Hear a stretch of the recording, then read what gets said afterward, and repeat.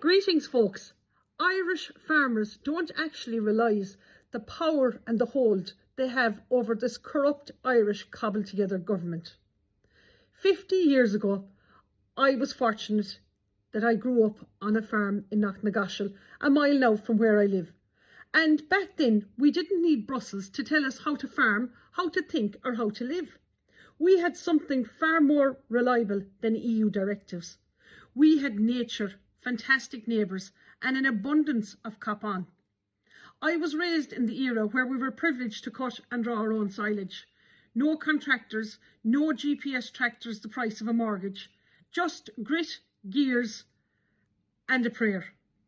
We had the Massey Ferguson 65, no windscreens, no brakes, and started on the run. And it was a case of just get in there and drive on.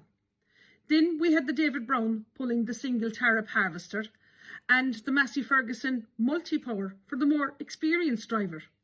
And then we had the old Massey 135 with the buck rake trying to build a silage pit that was always too small and a summer that was always too wet.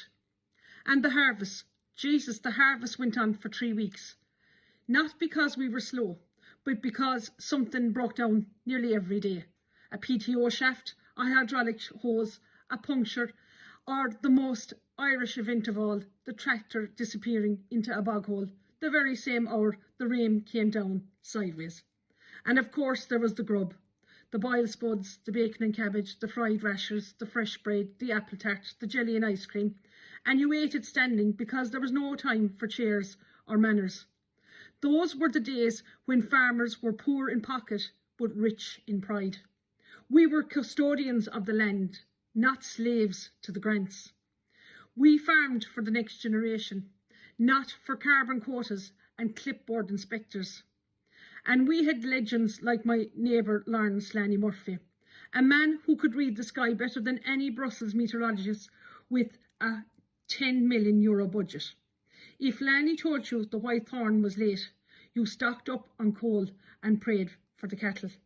But today, the Irish farmers, you're being bled dry before the cow even calves. Brussels dictates the rules. The factories dictate the price. The marts dictate the weight. The supermarkets dictate the profit. And the banks, the only herd in Ireland that never runs out of appetite. I was at the ploughing championships and had lunch with a bank manager. Well, manager in one word. Lovely wanker is more accurate. And he said with a straight face to me, farmers are lucky, interest rates are still low for machinery. I said, you mean to tell me a farmer is supposed to pay €180,000 for a tractor just to drive around the field to be told by Brussels he's killing the planet? Folks, that's not farming. That's financial handcuffs disguised as progress. But here's the truth nobody in Fianna Fáil or Fine Gael will say out loud. The farmers of Ireland, just once, I ask you, think about the idea of dumping the milk for 3 days and drive the tractors to the gates of Leinster House. The government wouldn't be long listening, and they wouldn't just listen, they'd be begging you on their knees.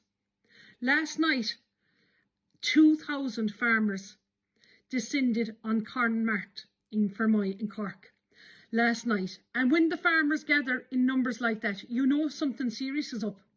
Some even arrive by tractor, which in rural Ireland is basically the equivalent to turning up in a stretched limo. The big issue looming is the expiry of Ireland's nitrate generation. The special permission that lets farmers spread a bit more nitrogen and keep more cows than Brussels normally allows. In other words, the EU wants fewer cows and the farmers are not in the mood. So I'm asking now the farmers, think about it, just think about it. If you dump the milk for 3 days and drive all your tractors up to the gates of Leinster House, wouldn't that be some powerful message? You'd have every social media influencer supporting you and the whole country backing you. Because this country still runs on the people who rise before the sun.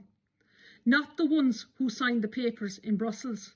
So here is the warning, not just to farmers, but to every ordinary Irish person. If we don't stand up now, the land will be taken from the people who love it and handed to the people who only want to label it, tax it, monitor it and sell it back to us.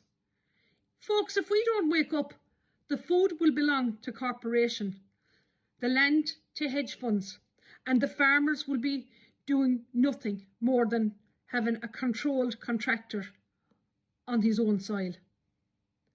If we stay silent, the next generation won't inherit farms. They'll inherit restrictions, debt, bullshit and empty sheds. And when that day comes, it won't be just the farmers who lose, it will be Ireland itself. Tomorrow, I believe, Micheál Martin is in Brazil and he's going to be speaking about gender. I've heard it all. Look, the wild geese are coming and we are taking our country back. Gora Míle Maith Agaibh.